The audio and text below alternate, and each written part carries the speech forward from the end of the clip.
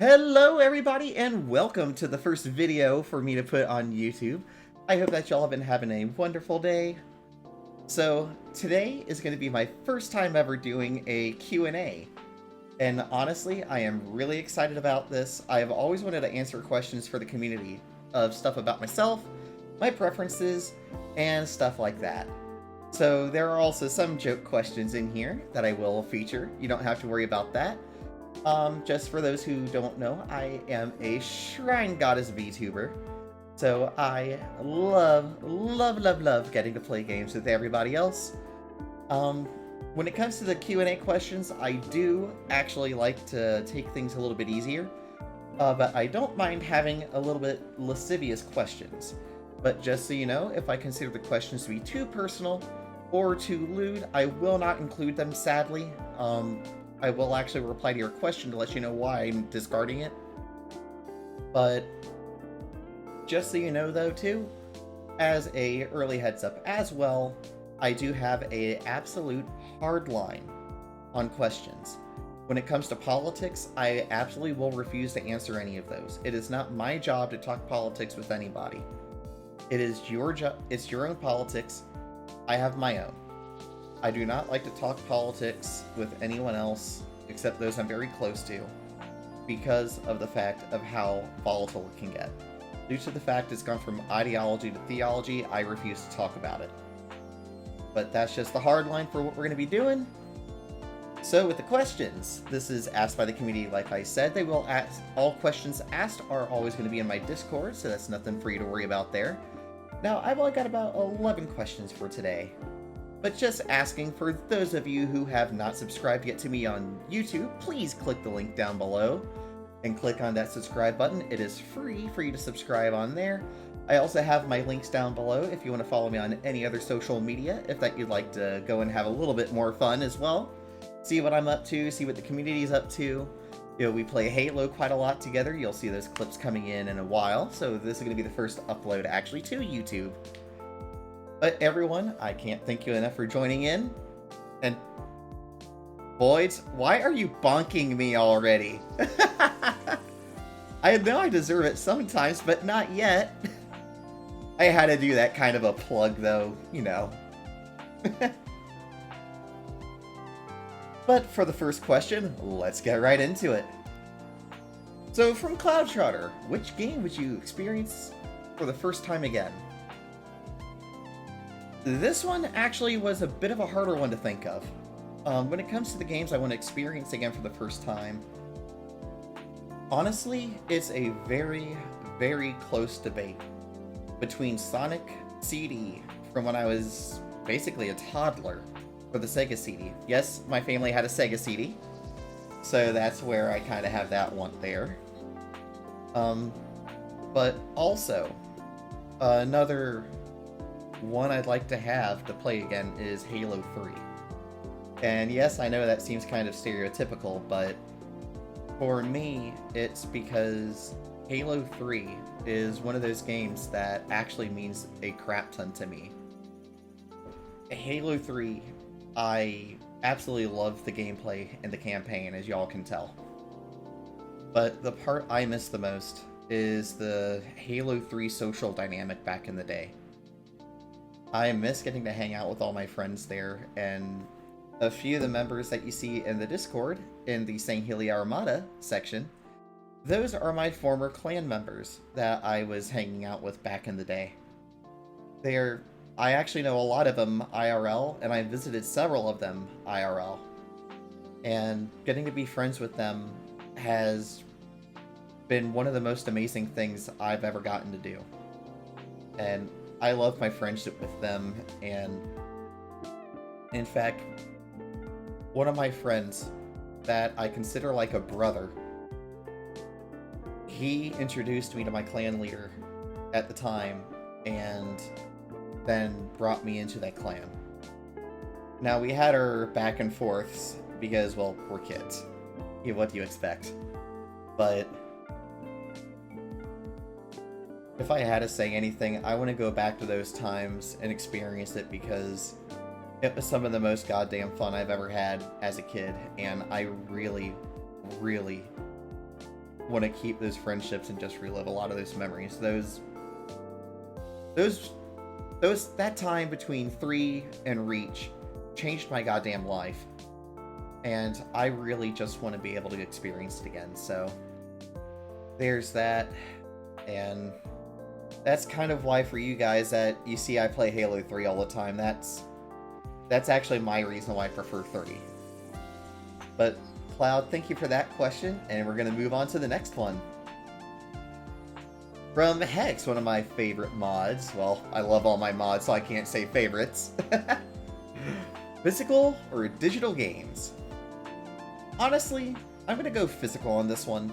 Digital games is nice because of convenience, having it installed to your drive. You know, you don't have to find your copy or everything, but I prefer physical discs or cartridges, one of the two.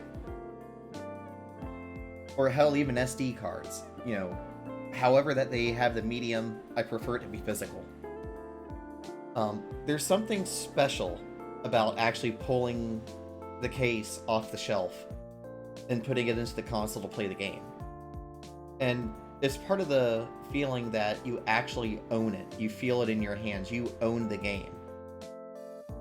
It's something I really love the feeling too of, like, with the Sega Mega Drive or Genesis if you're in North America, and also with like the Super Nintendo, all those old ones. You know, I really, really love the way how it feels to actually hold the game and insert them. Hell, you remember too with cartridges that you used to blow on them when you were actually supposed to clean the contacts off with a Q-tip and isopropyl alcohol? But honestly, it had that good feeling when you blew into the cartridge and put it in at work, so that's how it felt. But yeah, Hex, I'm 100% on the side of physical games. I really only like digital games if it's substantially discounted. If it's like $5, $6, you know, I'm more fine with it being digital because I'll be fine taking that loss. But at the same time, I think there should actually be a legal protection. Or if you own a digital game and it's getting permanently taken off, and you have not done anything to violate the license for the game, that you should be able to get a physical copy of it at the publisher or developer's expense. You know, that's my own personal thought, but that's how it is for me. But Hex, thank you for that question, and I'll move on here to question number 3. And from Voids, milk before or after cereal? All I'm going to say on that one is it depends. There are some cereals I actually like to put the milk in first, and there are some cereals I like to put the milk in after. The ones I like to put before are usually like Kix, corn. I love Corn Pops. Yeah, so those are the two I'll put it in before, because I like still having some of the crunch from those. For the after cereal, though, I'm going to be talking more on the side of like Cocoa Pebbles, Cocoa Krispies, you know, Cinnamon Toast Crunch, the cereals that actually are meant to also have a flavor that complements the cereal itself. You know, so by pouring the milk afterwards, the cereal helps to mix what's in there. And because the cereal mixes what's in there, it makes it taste a little bit better, you know, in my own personal opinion. But it depends on the cereal overall there, Voids. It's kind of one of those questions that actually makes a lot of sense too, and Cocoa Puffs sound good right now. Rosa, yes they do. Yes they do. When it comes to it as well, another one I'll put after, Reese's Puffs. That's just one more I'll put it in after. But Voids, thank you for that question, and from here we'll go to question number 4. Another one from Cloud. Second submission. What's the most awkward encounter you've had related to VTubing? Oh, God. Well, this is going to be a little funny. When I first started VTubing, I still had a lot more issues talking to people. Saying that much is kind of an understatement. I phrase things wrong a lot of the time. Oh, a hell of a lot more wrong than I wanted to.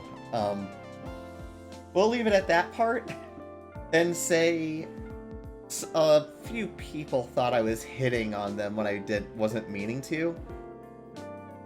and I said things a bit too lascivious at times that made people really uncomfortable. So yeah, there's that. Rosa, the funniest part about it's not awkward, it's funny the way how I met you was you had MCC open on your laptop screen. If you didn't have that open, I don't think I actually would have met you. But it's been fun getting to be with you too. But yeah, that's because of the way how I talked and everything. I made a lot more people uncomfortable and didn't know, so it made things pretty awkward when I started there. But thanks to VTubing and the work I'm doing, it's been helping out with my communication. For those who don't know, I do have autism. So I've been doing better, not going to complain. And hey, as long as I can at least effectively tell people everything, I'm going to do what I can. In Cloud, once again, thank you for that submission. Thank you for that second question. From here, question number 5. And from Bejesus. Will you ever make Mountain Dilk a sub-goal, and how many would it take? This is going to surprise people. I'm going to say yes, I'll make it a sub-goal. But it's going to take 200 subs. It's not going to be that easy. If I'm going to drink Mountain Dilk, because I know I will throw everything back out of my stomach after drinking it, it's going to take 200 subs. I'm sorry for the cost. It's going to basically take a lot of money. Putting it lightly, it's going to take, what's that, $1,000?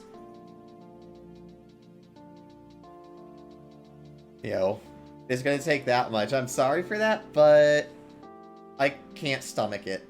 So, yeah. But, yep, that's how it is. I'm sorry on that one, but I will make it a goal for 200 there.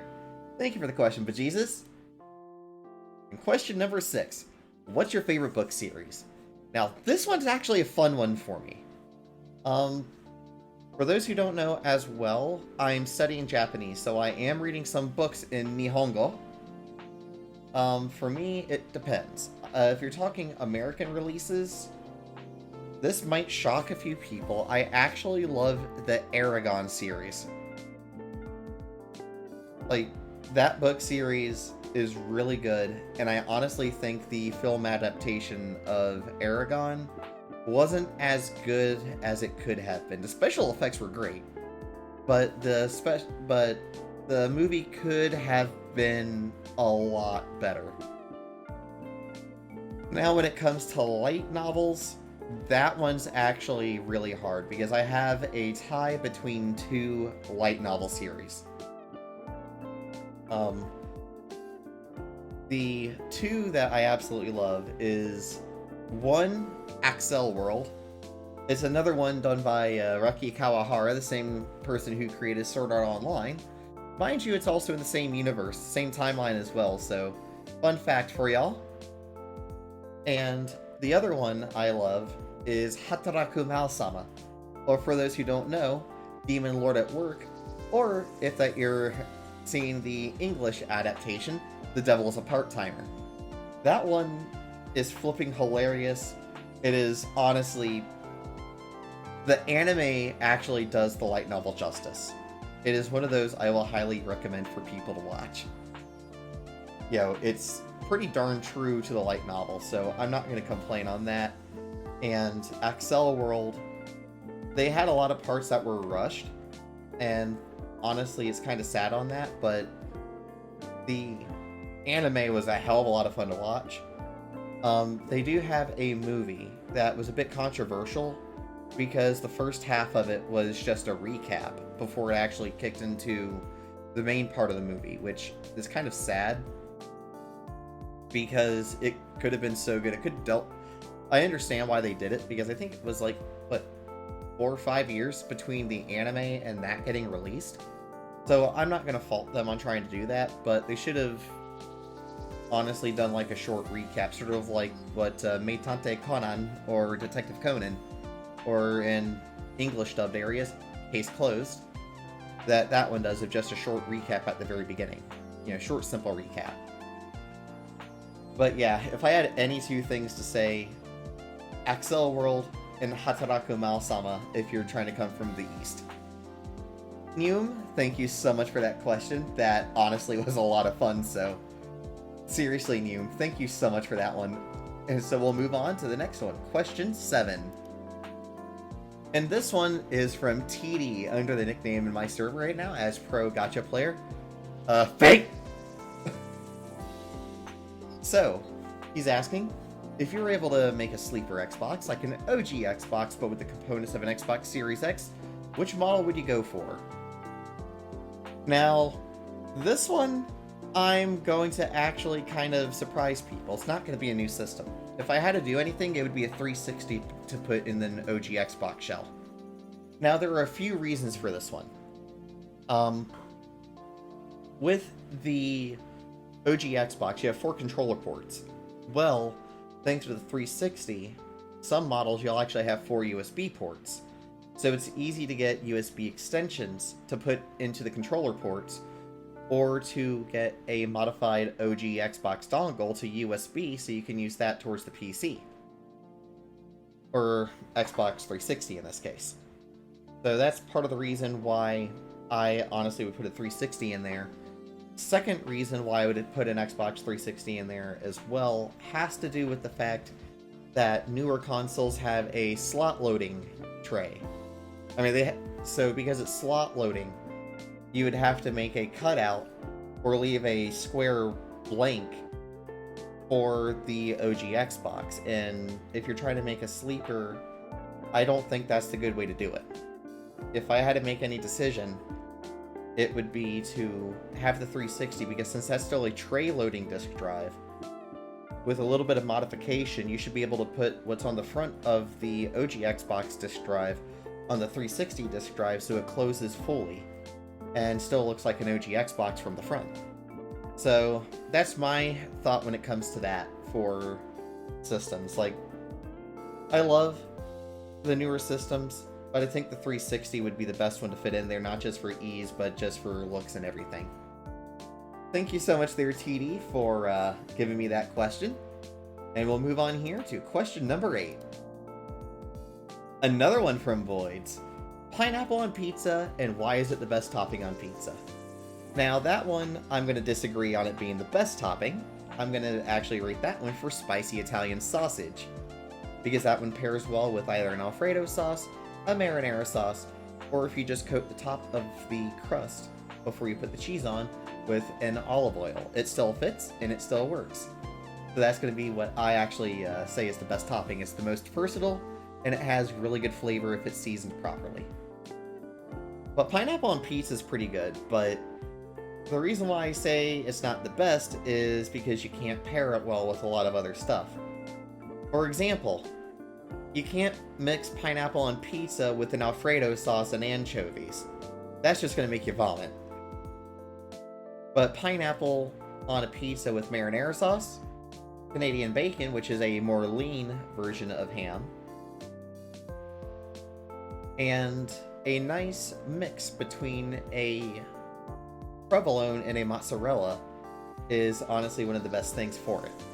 A marinara just complements the pineapple from the tart and sweetness the pineapple has to a little bit of the background tomato flavor and a little bit of the spice that the marinara would have. So it kind of balances out. So that's the reason why I say it's not the best. But Voice, thank you so much for that question. Like, foodie, okay, I'm gonna flat out tell you guys, please ask me foodie questions. Foodie questions are so much fun. But thank you, Voice, for that. And we're gonna move on here to question number 9. From Cloud again, it's gonna be, what's your favorite genre of music? This one, beyond of a reason of a doubt, is gonna be orchestral, J-pop, and soundtrack. Some game soundtracks are absolutely fucking phenomenal. And, for example, Sonic Mania. That now is a remix a lot of the older Sonic songs, don't get me wrong. But T. Lopes did an absolutely amazing job with Sonic Mania. Another good example of soundtrack as well is not just the Halo franchise, but Gears of War, Mass Effect, Crysis even. Doom. A lot of Sonic games especially. I mean, the game may be shit for some of them, but the soundtrack's always usually a banger. But that's going to be why I say soundtrack. A lot of these soundtracks are absolutely fucking incredible.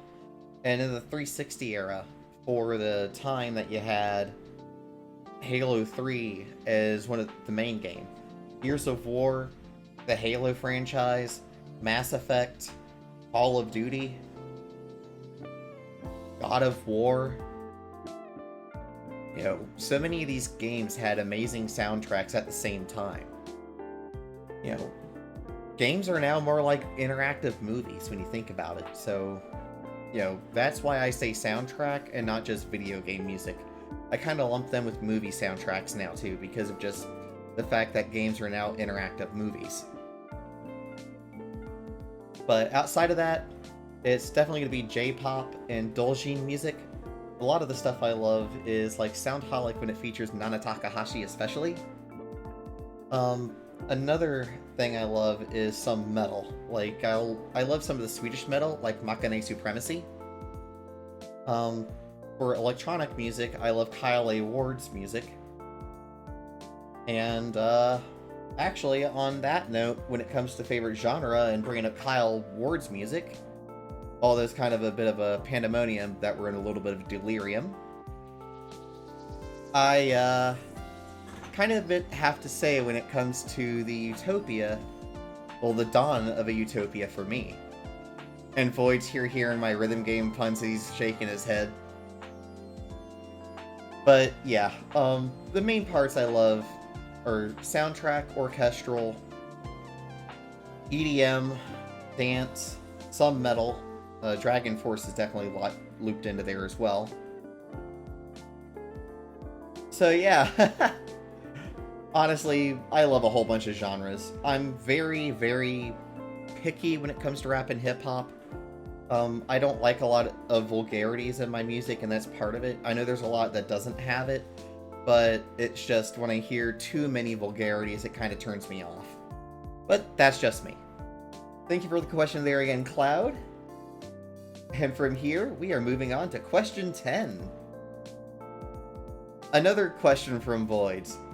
Milk, before or after the tea bag? Yes. Next question. Now on to question number 11. The final one. From BK, one of my absolute friends from when I also started VTubing. Yes or no? Maybe. Alright, everybody. So this is the first round of my question Q&A. Like I said, if you want to join the Discord and ask questions, it's always open question. So if you click the link down below, you will be able to actually join my Discord as well. It is my Sakura Shrine. So once you accept the rules, you can also join in for a lot of different roles to get pinged. I even do have a voice chat role, so that way if you want to get pinged for voice chat, you have the ability to. But if you don't go to that role, you can still actually get to go ahead and take part in everything. It's just, I wanted to have a role that was easier for people who wanted to be notified when someone's in voice chat. So, thank y'all again for this first video. Please make sure to subscribe down below. I am looking forward to seeing y'all some more. I will also be posting several clips pretty soon for Halo 3 that I've had with my friends in the past. So this is going to be a wonderful experience with y'all. Once again, guys, my name is Chika.